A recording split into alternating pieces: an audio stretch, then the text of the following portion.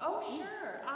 Let's see. The translation in Romeo and Juliet. As Nick alluded to earlier, there is a smattering of Spanish in our Romeo and Juliet, all directly translated from Shakespeare's text. So all the Spanish that you hear in the places that you hear it, it is indeed Shakespeare's language.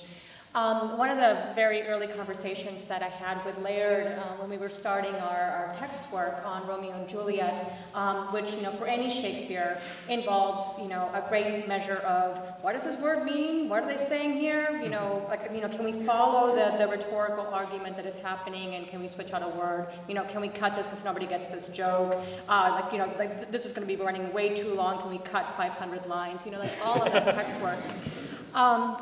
But one of the questions that I asked them very early on is, okay, well, we're setting this in Alta California at a moment of great transition, culturally, politically, socially, for a society that was already incredibly diverse, actually, because of the nature of migration into California, through Mexico, through the Spanish viceroyalty, and then, of course, through the United States.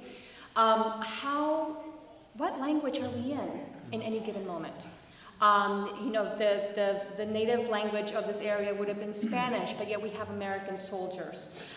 When Don Capulet is speaking to the general, to General Prince, he's become a general, are they speaking English? They're speaking Spanish. When the Capulets are at home, in the privacy of their own home, preparing the wedding, are they speaking in Spanish? Are they still speaking in English?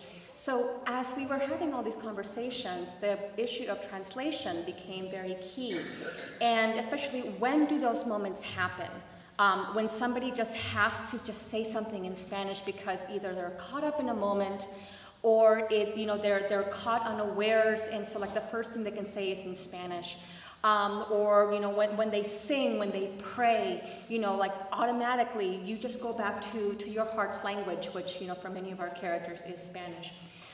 So when you see our Romeo and Juliet, the first thing you'll hear, in this production, which Laird has framed as a memory play, as he envisions it, the play is the nurse's memory of events that happened a long time ago.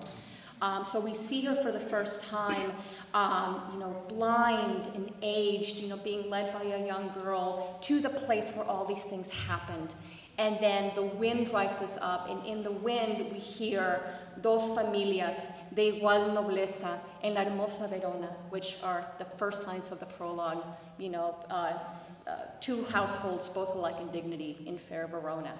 And these snatches of Spanish come through the wind in bits and pieces, and then is picked up by the ensemble, again in Spanish, until suddenly it begins in English. So we kind of go through that veil of language, as we begin the play. And then from that point on, we're in English, except for moments where, Don Capulet might turn to his wife and say, mujer, speak to Juliet. Or, Don Montague might turn to Benvolio and say, sobrino, nephew, how did this begin?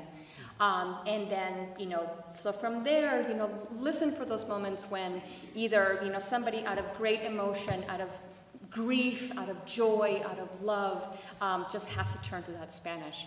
I think, the cast is doing a beautiful job of finding those moments. So, can't wait to see it. That's great. Thank you, Lydia.